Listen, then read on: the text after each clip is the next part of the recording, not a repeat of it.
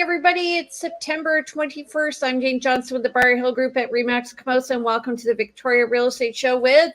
Hey, everybody. Welcome to the Victoria Real Estate Show, and it is Andrew Plank here with WKRB, and since, no, whatever.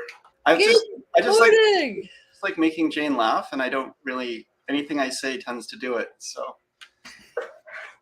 That's because I'm your friend. Awkward to start, but yes. Hello, everyone. How are you? How was your week? Well, my week was good because I was away. Oh. Yeah, I was traveling, just local travels. So partner and I were off in Squamish and Whistler and a little bit of the Sunshine Coast, and then came back across from Powell River to Comox, and then stayed a night in Parksville. And yeah, so I'm all refreshed and ready and back at it. So diving back in. It's funny how you don't need a big rest to really feel refreshed. We fell in love with Squamish. It's really a beautiful space, really wonderful, natural, rugged, really good food. We were staying in a B&B on the river, a little far out of the city. So we were just sitting on the deck every day watching the salmon spawning and then cycles of life. It was good. Yeah. Awesome. Yeah. Well, what did I do? I worked. I got an accepted offer on a property. I got an accepted offer on my listing on Sumac, so that the conditions come off Friday. And I have a buyer who we sold their townhouse, and they're ready to rent. And we found a house right around the corner from where they are. They just want to move from strata to single family, and yeah, so it's all about making people's dreams come true. Of course. Yeah. So not everybody's ideal home is the same, and that's one of the beauties of this thing, right? Like, there's a lid for every pot. Everybody needs a different hat. So helping connect people up with those is quite a lot of fun. Yeah, figuring out what they need. So I went to a talk with the economist from the BCREA this week. It was very interesting.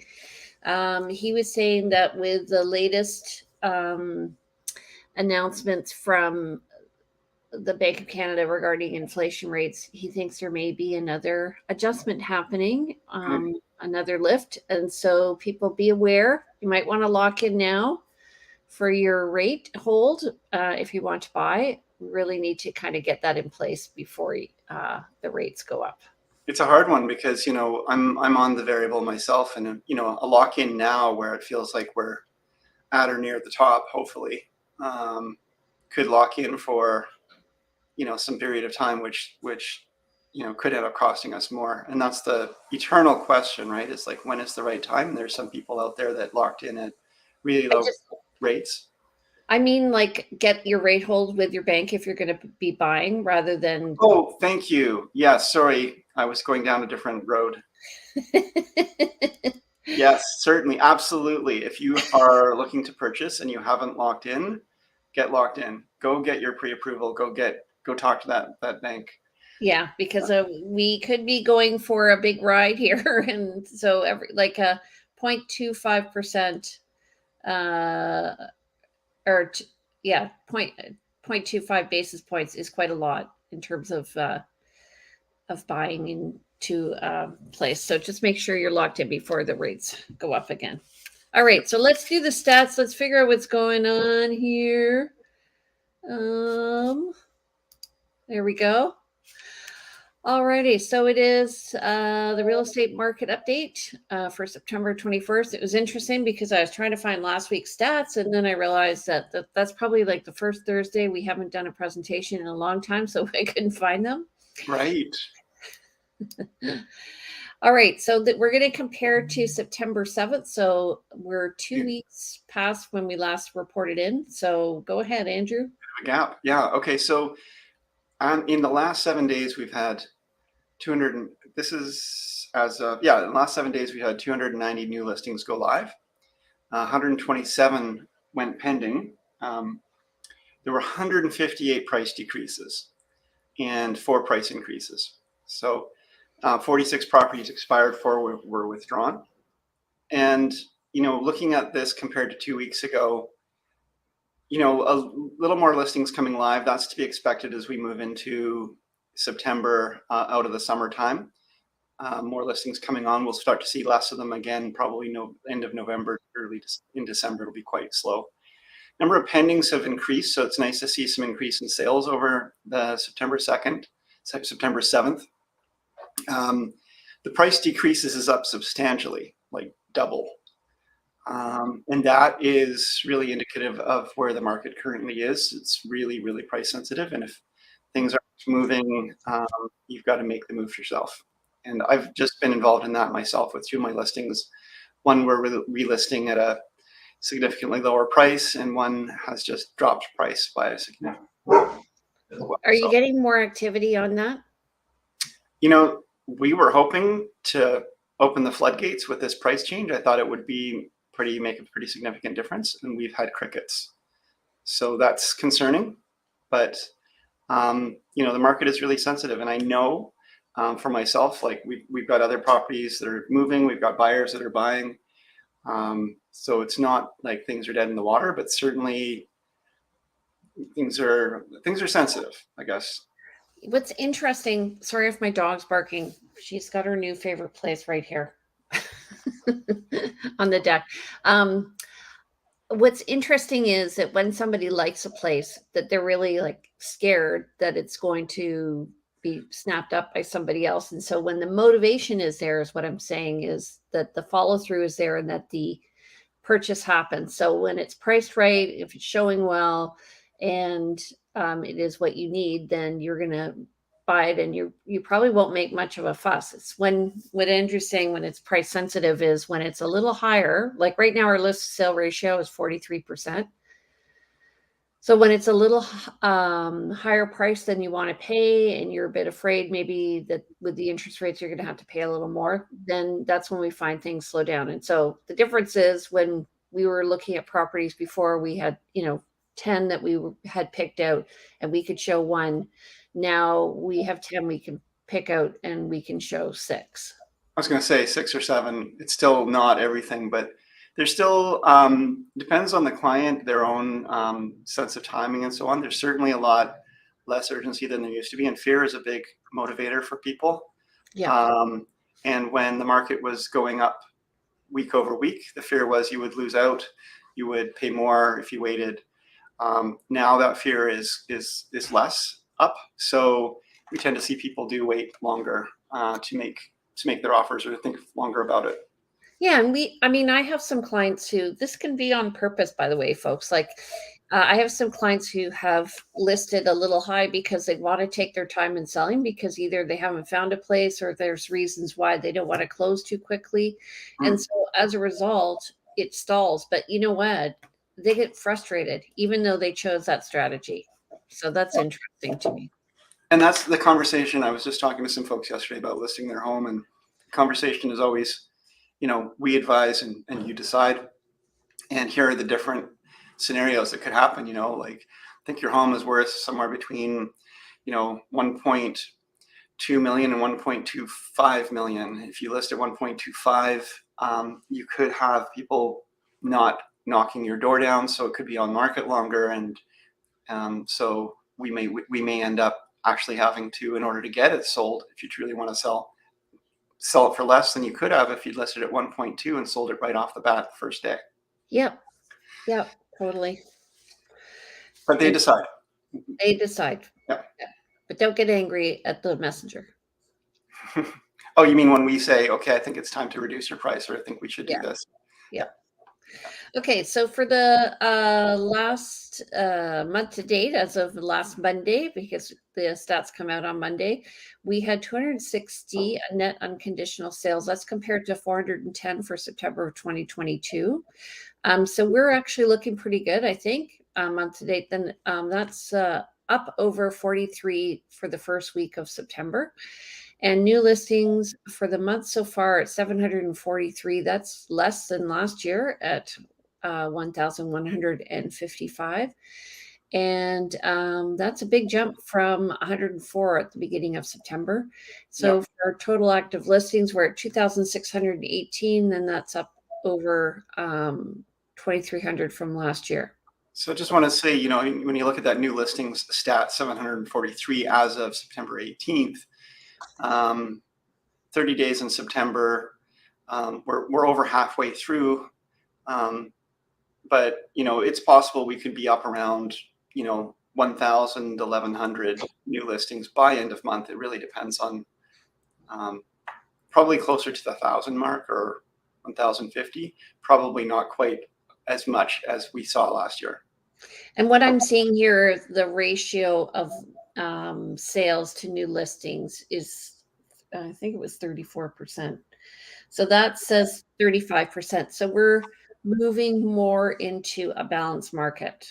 So you do have to be careful about not pricing too high. Some people are trying to negotiate down now, and they're watching. Buyers are watching, folks. You know, the thing I advise my clients, because, you know, we both, Jane and I both work with buyers and sellers.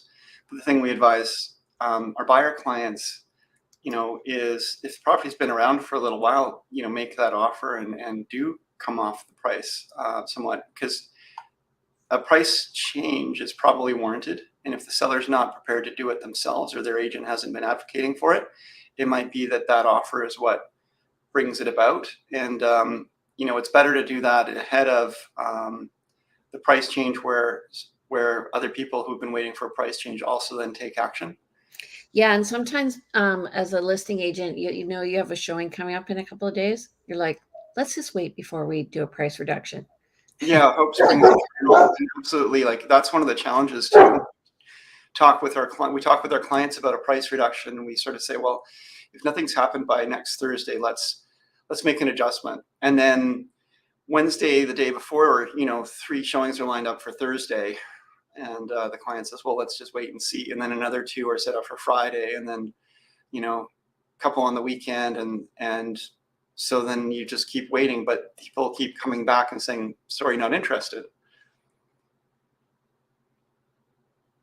Oh, somebody's gone muted, Jane. Then you know you're priced okay, but you're not at the price that's going to generate the multiple offers. Because you're getting showings, but you're not getting offers. Yeah. Yeah. Yeah. Okay. So let's introduce our guest here. Good. She's been waiting patiently in the background. Drum roll, please. Hello, Beverly. Hello. Beverly Carter. She's with Carter Notary. And Bev, I knew Bev just when she started her business. So when was that, Bev? It's exactly 10 years ago in September that we met at a lunch, and you happened to sit beside me. So yes. So you started the business 10 years ago, or was that? I did. Yeah, I did. Yes, we celebrated 10 years this year, and Congratulations. Congratulations. Yeah, thank you. Yeah, it's been I can't believe 10 years has passed. It's a lot of I've had a lot of great times through that. I've worked really hard as we kind of all do when we're building our business, and I'm very happy to based on where I'm at now to be able to grow further. So I was lucky where I had one of my staff decided to become a notary, and she went through the whole notary program and was commissioned last year. So now there's 2 of us. So now I actually had a couple of weeks off this summer, which amazing. I have not had in like 12 years. The most I've had would be like a 5-day stretch, and that would be around a long weekend or something. So are you hooked now? Are you like, how was that vacation? Are you ready to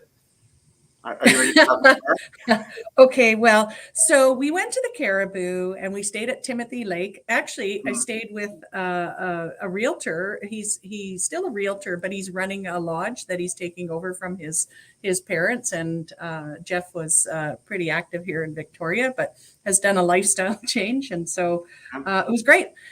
So we did a lot of fishing, and the fishing was so inspiring that last week my husband also decided to buy a boat so we can go fishing. My goodness. Yes. Yeah. So and there must be a fishing theme here because Andrew, when I attended your open house or open beach actually Yeah, last month, open beach. I won the fishing. You did. I won the fishing prize. So, Got but a anyhow, so that's fishing event coming up soon, I guess. yeah. Yeah. Yes. Yeah. So anyhow, so that's good. So for some reason, the universe has said Beverly needs to go fishing more, and I'm going to take that more metaphorically. That take more downtime. So yeah.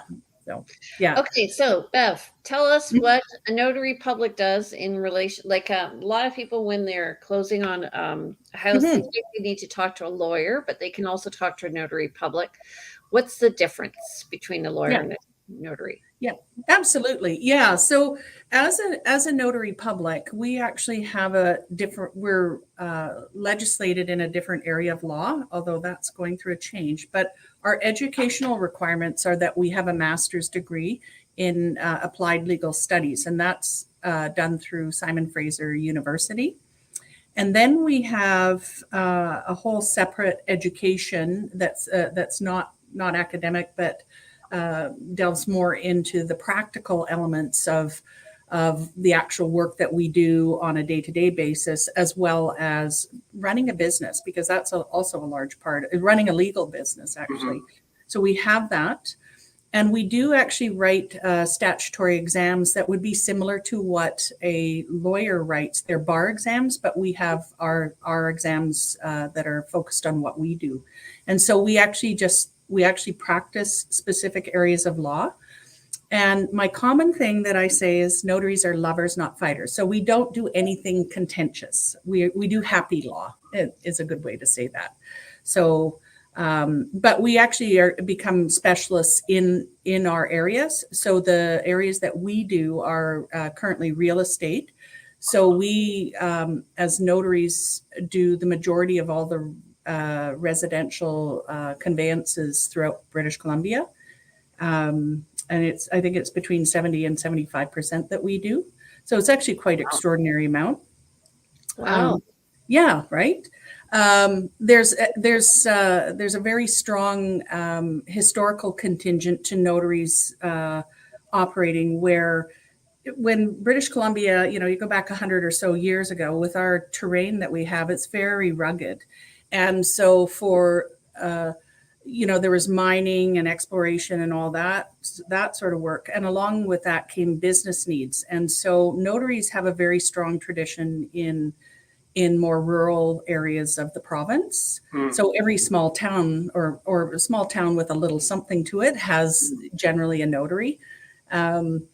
Whereas the lawyers were more the city folks, right? And they would do, they were barristers and solicitors, and so they would go to court, but they would also offer more. So we have a very practical history to what we do. Yeah. So, but that's those.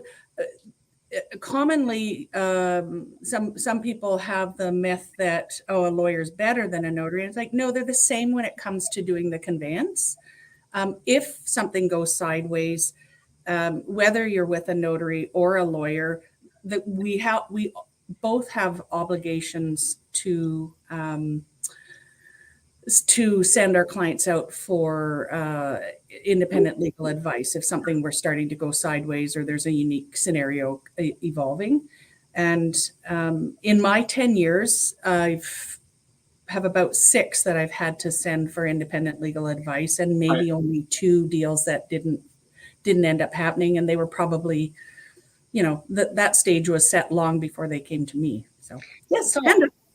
Often I get asked from clients, when do I get in touch with my lawyer or notary?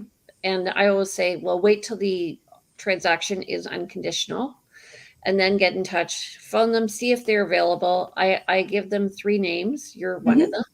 Yeah, thank you.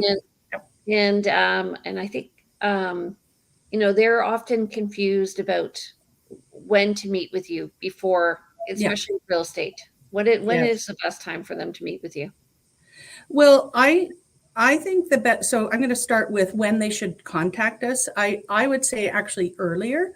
I find it can be helpful for them to tell us that they've made an offer, even if it's conditional. usually at that point, most people are general, unless they find something that's really not, to their liking in say an inspection or something. That way we get it on our books and we know, and so really the first time that me or any of the staff that I have talk with a client, that's when our file starts. And so we can actually give them some very key information at that time. So it depends on the turnaround times, but lately I've been seeing a few more quick turnarounds. That had gone, the last year or so, that wasn't the case. So we had a little more time. But I've seen more 2, 3, 4 weeks more recently. And so I say just reach out to us, because it can also be an opportunity to ask questions at that time that they may not think of in the context of asking you, but they can ask us. You don't know what you don't know. And if you're connected, Yep. You connect with a lawyer or notary after you've agreed to purchase the home, if there was some key information that could have come out beforehand. Yeah, and there's generally, like two big tips that I give to people, and I say, because usually as part of your conditions, you're getting insurance and you're getting your financing, and those two are often in my stream and processes from beginning to end. Those are the ones that cause delays. So, and I always encourage the people to get on with it, because you're investigating it and you're signing off on it at this point. You actually want to commit to it. And that doesn't mean you're paying for it. You're just saying, yes, I'll go with that. You can always make changes later, right? Mm-hmm. Yep. What are the 2 big tips? So that would be getting insurance, right? Okay. And making sure that you lock in your with your mortgage broker, that you're signing off all the paperwork as soon as possible. Yeah. So that's it. And then in terms of, because what I do, and I base a lot of my practices based on my own experiences in the past of having bought houses. And sorry, I have a dog who needs out. One sec. There you go. Out you go. Yesterday, we all have pets that interrupt. I know, right? We were talking about this yesterday, that insurance is something that often people forget. Yes. Yeah, they don't pay attention to it, or they forget, and then there's nuances to it. So it's really important that people. Well, right, and it takes time for the insurance brokers and the people they're working with. They have a lot of questions they need to work through in order to then send it off, and it goes to their back office, who then come back to them to say, yes, we can do this, and make a commitment. And so that's on the top of my list to dial in. Certainly this year, depending on where a person is in the province, if there's any fires near you, you want that locked in, because then you're already in the system. But if you're trying to do that, and say you're in Shawnigan Lake and there's a fire within I think it's 25 kilometers, you can run into some issues. So I've seen that happen. It's not so much here in Victoria that we see that, but certainly other parts of the province, that would definitely be something to do. So folks, the key thing with the insurance that people don't always kind of connect the dots on is, in order to get your lender to lend you money, property needs to be insured. Yes. So, because it really is a financial condition as well. Exactly. Yes. Yeah. Absolutely. So, but I'm going to speak to, it's one of the reasons, in terms of when you're, especially like in smaller communities, I find on the island here, like coastal community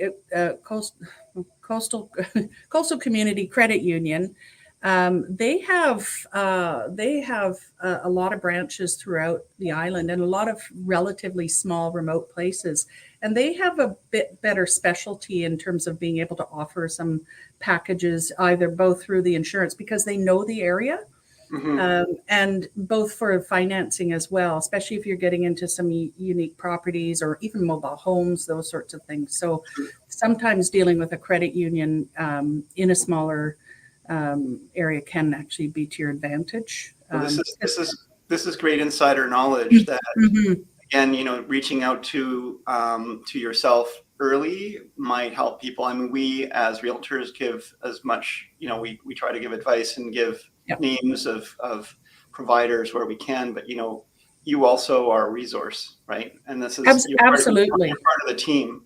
Yeah, actually, yeah, and I would say I'm one of your trusted professionals, and we take a very, why I take that first point of contact so seriously is because that defines our timelines, and it can, provide that timely information, and even if they've heard it from you, they need to hear it again, because there's so much going on when you're buying or selling. People are getting ready to move. They're working. Maybe they've got kids and dogs, and like they've got a whole life. Yep.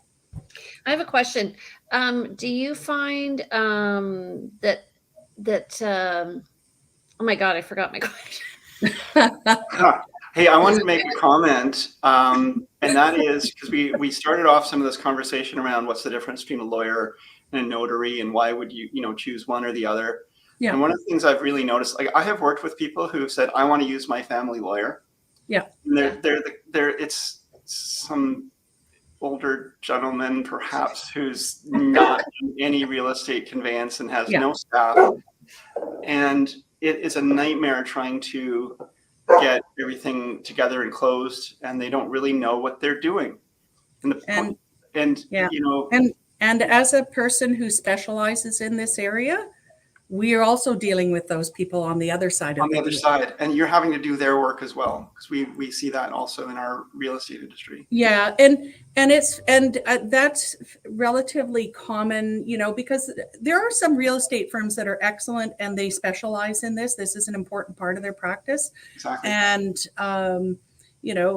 some more sophisticated, some smaller, but a lot of law firms will just take it because the person has the connection to them. It is okay to change your legal professional for a real estate conveyance. For the specialty. Yeah. I have to admit, when a client says to me that they're going to use a lawyer who I haven't used before, I'm like, it does give me the heebie-jeebies, because not only are you're coordinating also with the lender. Absolutely. Yeah. Right. And so you have to know there's nuances there that you have to communicate to those people. Beverly, you were just saying you celebrated 10 years in this business. So you've seen and overcome many challenges where there's things that come up in a file that you start to say, okay, this would probably derail someone who's never seen this before, but I've done this 15, 20, 25 times. Right. I know, like with the back of my hand, who to call, what to do, what to say, and how to fix this. Yeah. I think the way I started to say earlier, but, based on my own experience, I don't want what some of my experience have been for my clients. Yeah. And so I start out. And so once we know that the conditions have been removed, we set the time. And I did that because the industry standard is that everybody works to the last minute, and the lawyers, and I'm going to say probably other notaries, but the financial people, the insurance people, they all go to the timeline. Yep. So I strategically set my timeline. And so I set the signing appointment as soon as we know. That can always be changed, if something comes up with our clients, but generally that way we force the financial people, whether it's mortgages or insurance, we force them to meet our timeline. Yep. And I book a minimum certainly for a purchase and mortgage, it's a minimum of 7 to 10 days before, because then we've got time. And my experience is that when things go sideways, if you don't allow time, and where the industry standard is to do everything at the last minute, the last 1 to 3 days, you're going to have problems, and it turns into a pressure cooker. And we have 80 to 120 touch points on every file. That's a lot. That's a lot. My main conveyancer, she is awesome. She's meticulous. She's detail oriented, and she can handle a lot. But we can handle more when we have time. When you have time. And I've always said this. I don't want to be a stressful part of the experience for my clients. I want to show them the respect. I take an educational approach as well. So the common standard would be flip, sign, flip, sign, flip, sign. I don't do that. I don't book my timelines around that. I'm not booking 20 minutes for them to finish, the signing paper. I listen, these are 300,000 plus contracts, $1 million contracts. They're not small. And when you're paying your legal professional, you should not be shopping on price, right? You should be shopping on the value that they provide to you. And Beverly, you and I, I've been in your offices. We've Yep. worked together since you Yes. since you clients. Yes, thank you. How organized you are. And, that's one of the things that really gives us faith when we're wanting to promote or share with our clients someone who's going to be helpful to us. This is a real tail wags the dog industry on both sides, our side and your side. And if you can be ahead of it, if you can be, like you're saying, have those appointments set up in advance, you can overcome a lot of problems or see them coming a lot sooner, because it's often the case. I just had this happen with some clients. We sold a home. They are buying another home, not through me, because they're buying in a different community. That their lender is back east. Their lender didn't recognize. We use our standard form for subject removals is very Victoria Real Estate Board based. Some in Vancouver, in Up Island, every condition is written out individually, whereas we have a boilerplate condition form, 5 conditions on it.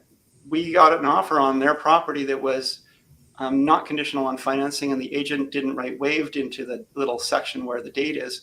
So it was just a blank kind of thing along with the conditions. That was all fine for us. We recognize what that means, and it's pretty commonplace.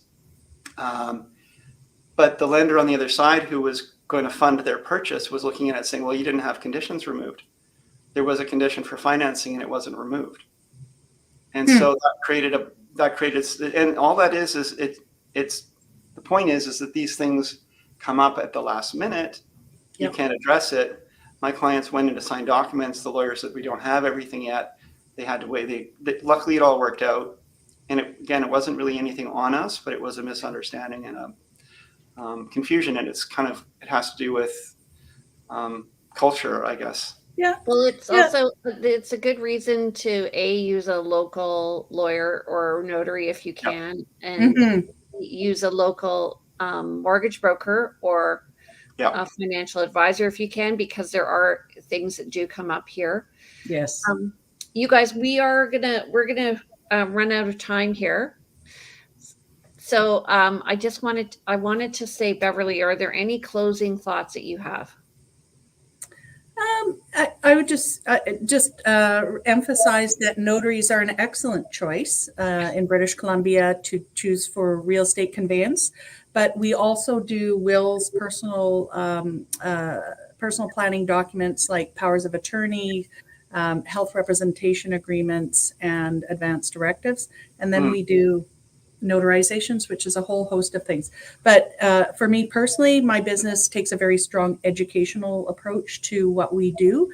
We take pride in it. We know that that's our value, and that's what we want for our clients. It's one of the reasons why I've got the best ratings.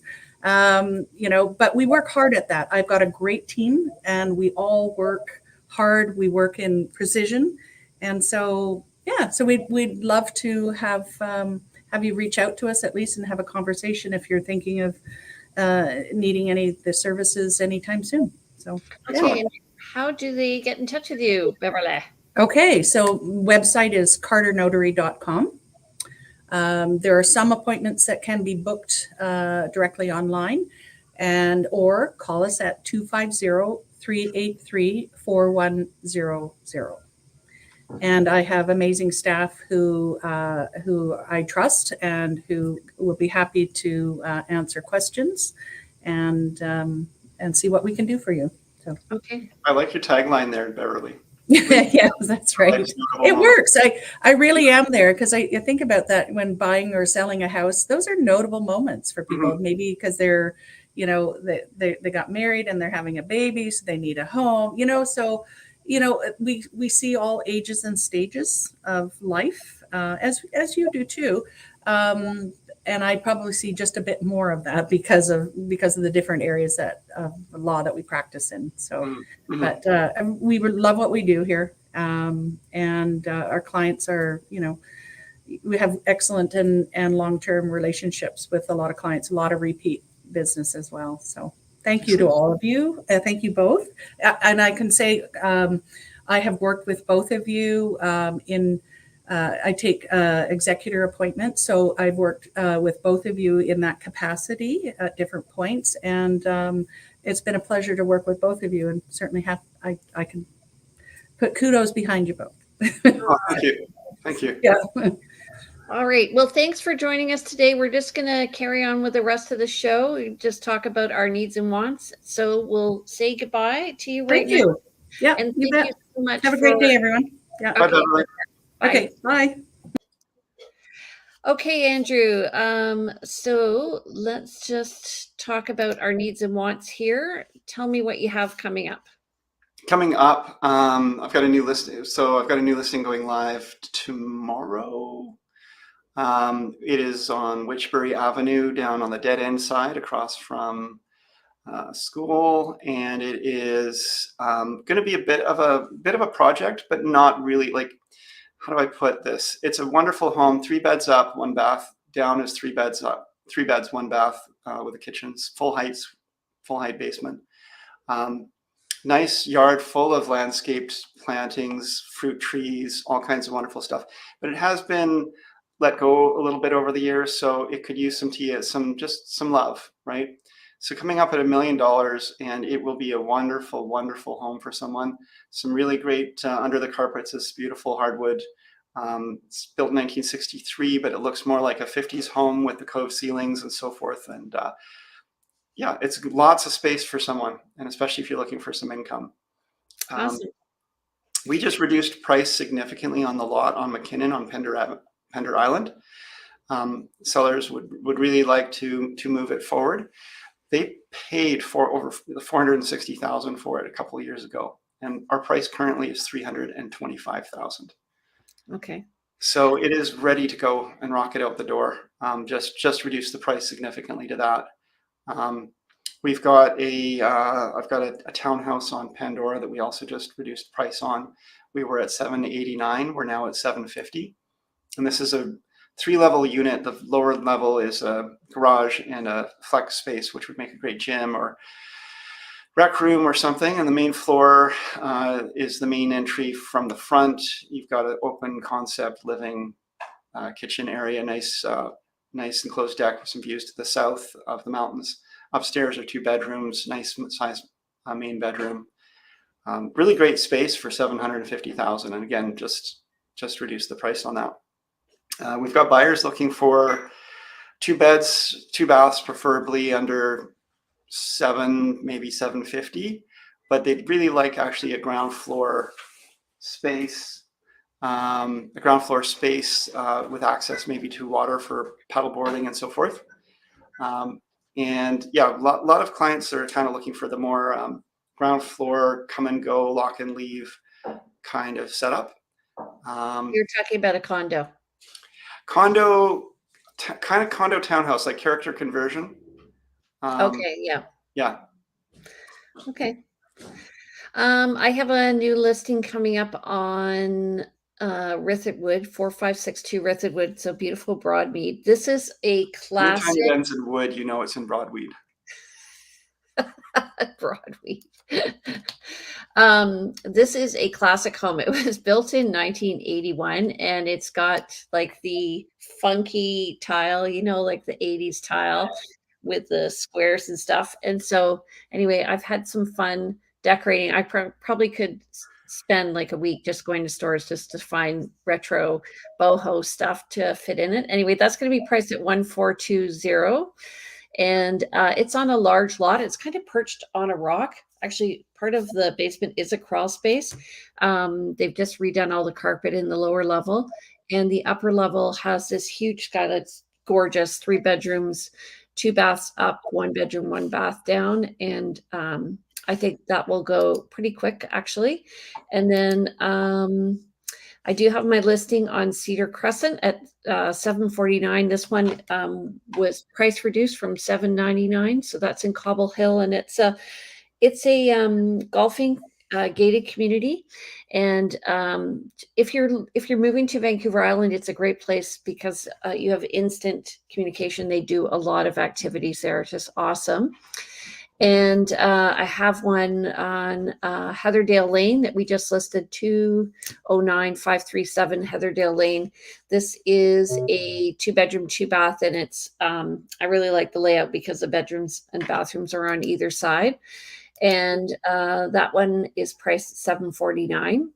And Gladstone we had a price reduction to 1.1, and this is a 4-bedroom, 2-bath home, 2 beds up, 2-bedroom suite down. So that's a steal of a deal. And we've been getting, we did get an offer. We actually have some people circling around, but no offers on the table right now. So bring your buyers, people. Excellent. All right.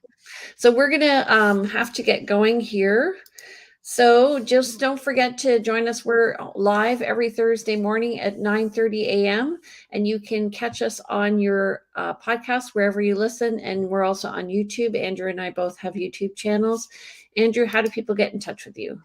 Yeah, I'm at 250-360-6106. Email is info@andrewplank.com, or check out the website, andrewplank.com. All right. And I'm Jane Johnston with the Briar Hill Group at RE/MAX Camosun. You can reach me at 250-744-0775. My email is briarhillgroup@gmail.com. You can go to my website, briarhillgroup.com. And then for these videos and more, go to victoriarealestateshow.com. And don't forget to follow me on Instagram. See what life is really like in Victoria at realtyteacher_RE/MAX Victoria. Take care, everybody. Have a great week, Andrew. Love you, buddy. Thanks, Jane. Right back at you. Okay. Bye. Bye.